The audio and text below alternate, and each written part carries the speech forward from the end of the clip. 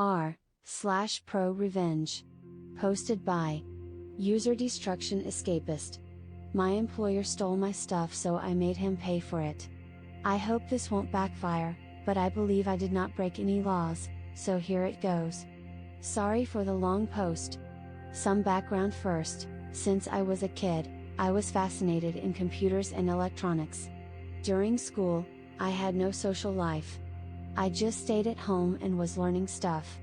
I was going to a generic high school that should prepare you for university without any specialization, but there were few people with same interests as me, and our IT teacher was really supportive of us. When I finished high school, I already had a job as a programmer and had a few years of experience in the field. I also was experienced with electronics and even worked on a few contracts for the factory in town, involving creating machines for them. Other engineers came up with an idea how the machine will work. My job was to put their motors, sensor, wire it up and write program for the PLC to control it. I moved to a big city and started university, so I lost my programming job in my city. I was going looking for a part-time job, while living off my parents' support. Things changed when my friend got an escape game voucher for 5 people for his birthday and took me with him. The escape game had cool magic stuff, like you placed objects in a shelf and all pictures in the room fall off the walls, etc. While we were there to solve puzzles, I was mostly interested in these magic things, making theories about how they made them and thinking how I would do it. When the game was over, I saw for a moment their technical room, and at this point I was like, I want to work here. I sent them my CV, and as I was overqualified for this job, I was accepted after first interview. I was young, naive and stupid, so they just used me.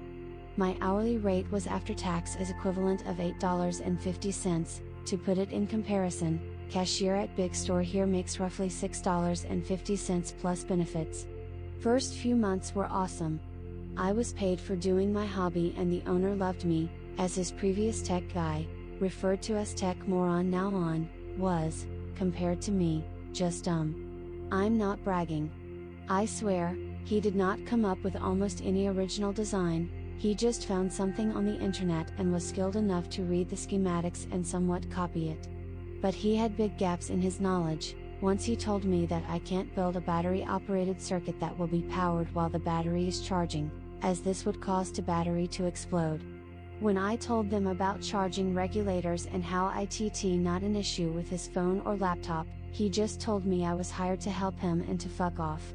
Over the time, Tech Moron started to realize that I'm just smarter than him and his ego could not handle it, so he decided his only now from now on is to make my life a hell.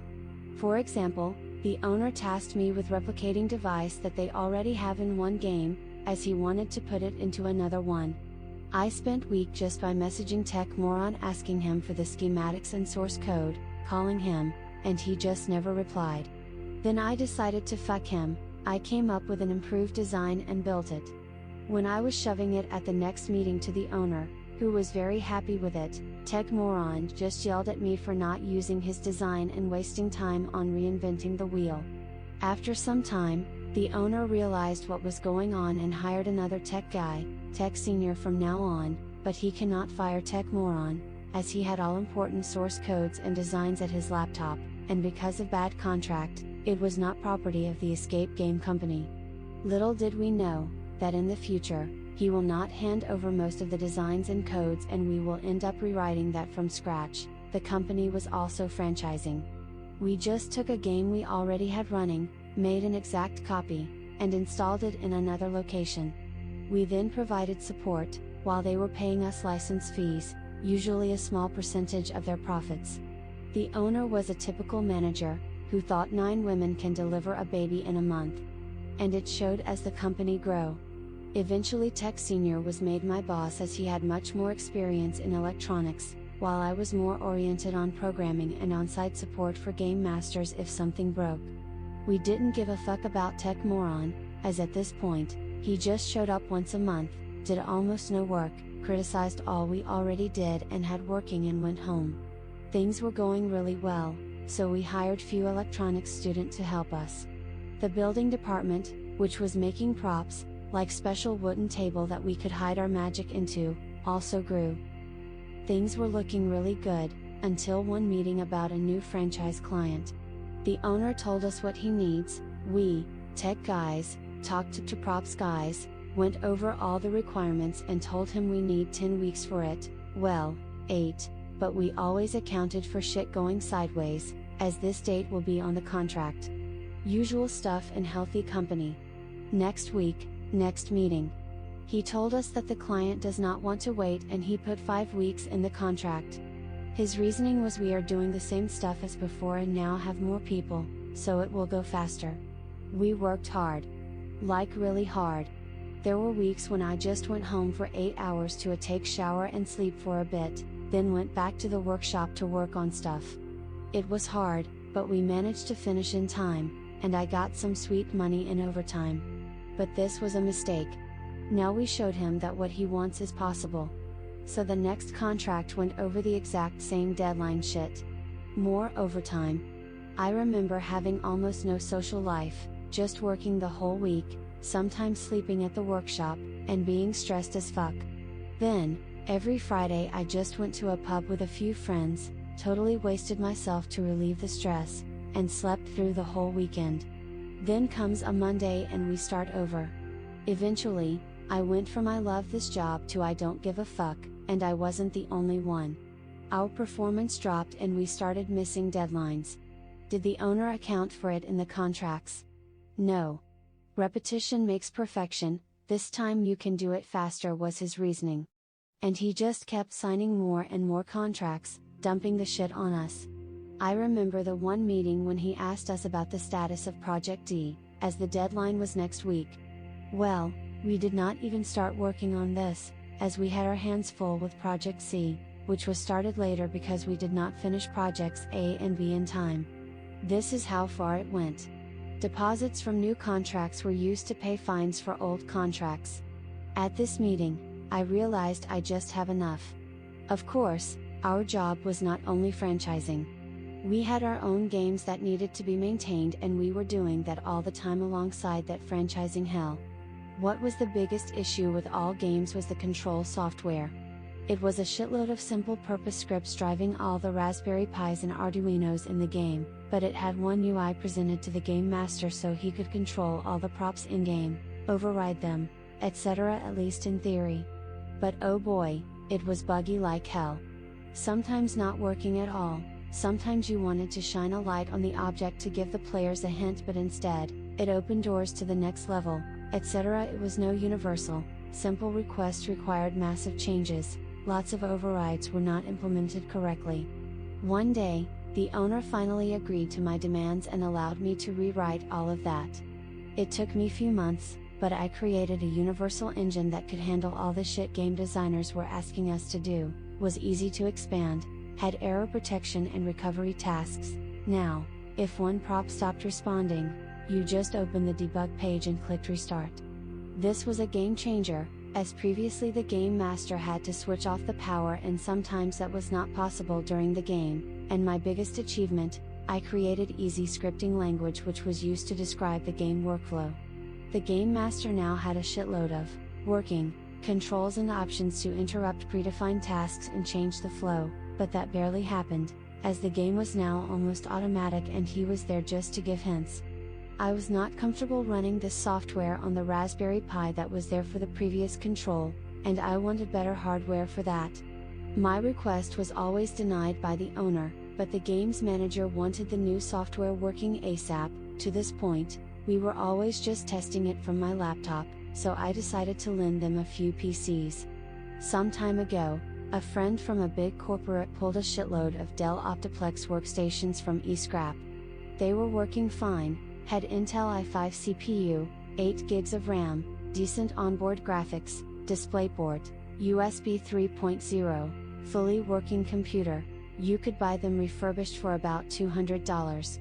The company just had no use for them and nobody wanted to go overselling them, so they just dumped them. I had a stack of 20 of them at home, just collecting dust. I took a few of them to my work, and the boss agreed we will settle it later, so I just emailed his list of all of my HW that was used in the games, 5 PCs, some Wi-Fi routers, old tables, some monitors and other stuff I had collected mostly from e-waste, fixed it, and had no use for it. Of course, I did not tell them I got that for free and was expecting them to pay me for it. Fast forward, I was fed up with the franchising deadlines and got a few job offers that made me realize my real price and that I was an abused young kid in his 20s, working for almost nothing. But I was waiting. In the next month, my software was deployed in the remaining games. Tech Moron was out of the picture for a few months now. Tech Senior had some programming knowledge and was able to use my scripting language, but had very little understanding about the insides of the complex engine I wrote, which was now being developed for over a year. I had results, I was important, and I had demands. I scheduled a meeting with the owner, where I wanted to present the list of all the wrong things and what I want to do about it. It all came to a single argument: I'm not happy here, but you need me, so you will fix these issues and give me a raise, or I'm leaving. And I will stand my ground. A recruiter from a big IT company I wanted to work for messaged me on LinkedIn a few weeks prior, and I already went on the interview, so I had an escape plan prepared. The future looked bright and I was ready to make it happen. The day of the meeting came up. I was in a good mood until there was a nasty accident in the workshop. I don't want to post any details, as this would identify me in a second, but this even is important. I, being the youngest one here, not even responsible for the mess, was tasked with cleaning it up. I had an argument with the workshop manager about me being a programmer and not a radioactive waste cleaning lady, but in the end, I just broke and started cleaning. Halfway through it, almost vomiting from the smell, I just snapped. None of this would happen in a decent IT company. I went to my office, packed my stuff, and just sat there playing games, waiting for the owner. When he showed up, I told him about all the issues. He argued at some, but when we got to the end, I just told him that today was the last straw and that I'm leaving right now. I was employed as an independent contractor so they could save some money on taxes, and my contract had nothing about my time there. I just told him that I will send him a download link for all the files I have, as the contract stated that they are owned by the company. He begged me to stay for one more month, as they were behind on many deadlines. I just said I will think about it and left.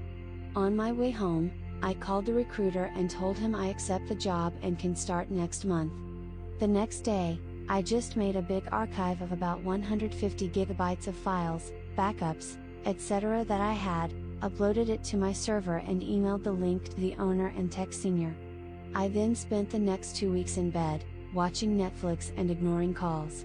For the last week, I showed up to help clear up some things, hand over my projects, asked about the computers and other stuff I lent them. He told me they will pay for it, and then left.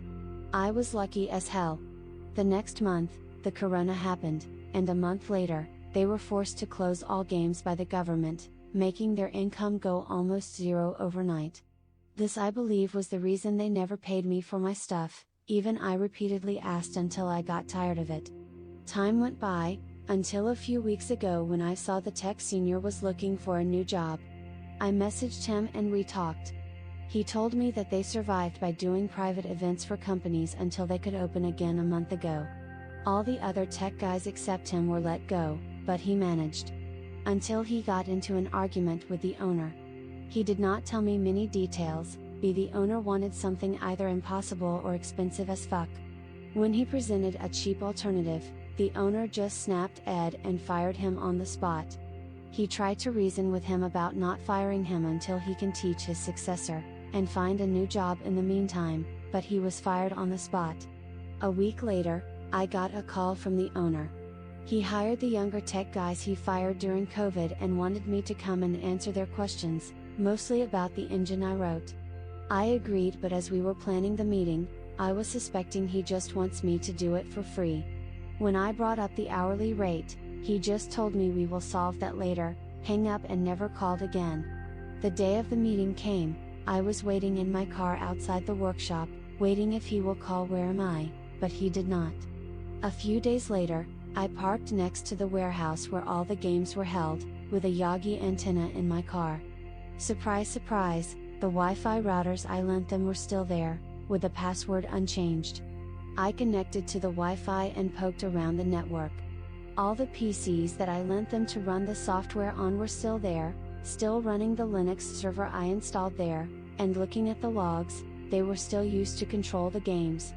I wrote a script that runs on boot, rolls a dice, and then deleted the whole drive. I was connected to my Wi-Fi router, making changes to my computer, formatting my drives. Then I drove away. A few days ago, I got a call. When the Monday shift came in, the control system for one of the games was not responding, the browser was showing timeout. They decided to reset power for the whole rack where all the PCs were multiple times, hoping it would start up because turning it off and on again always works. When they decided to stop trying, they find out that all 8 games were dead. The new old tech guys figured out that the drives probably died, but had no knowledge about my system, so they could not set it up. When I asked about Tech Senior, the owner made some excuse about him quitting and not wanting to work for them anymore. I told him I was happy to help. In the end, this used to be my dream job. But I now work for a big company, I don't have much time and it's expensive. I can come over to set it up, but my hourly rate now is $150. He talked me down to $100, which was still about twice as much as I make now. When I arrived, I checked the PCs, pulled out the email I sent him a year ago and told him that these serial numbers match these on the labels, and told him I'm happy to find my lost stuff. I took the first PC to my car. We had an argument. I told him that I'm either taking all that stuff, or he is paying me something over $2,400. He wanted to call the police, but I had the proof this equipment was mine. He eventually agreed, and I got to work. All my software was still in the Bitbucket, even with a few modifications Tech Senior managed to make, alongside all the config files and scripts with the game workflow that Tech Senior was periodically modifying and backing up, so it was a pretty easy job. I got it all working and then stayed for a few more hours, explaining some stuff to the tech guys. I printed the invoice and left it. Tired, but satisfied. Yesterday, a nice sum of about $3,600 landed in my bank account. From what they told me, all 8 games were dead for 3 days. Each game costs between $80 and $120, takes 1 hour to finish and half an hour is needed for preparation, so there are 12 slots every day, averaging on $9,600 income per day when fully booked. This is of course just the income. Profit after paying all the rent, wages, electricity, consumables used in games, etc. is much lower, but I don't know how much. Before Corona, about 80% of slots were booked during the week and 100% during weekends. I just like to think I made him lost $23,000, not counting the angry customers who were forced to reschedule, dollars just because he was a jerk. If he paid me for my stuff or did not fire his only tech guy, none of this would have happened. TLDR, my boss was a jerk, made us work insane overtime and did not pay me for equipment I agreed to sell to him, then fired everybody who knew how his business was running. I then decided to take over my equipment he stole, halting his business and costing him thousands.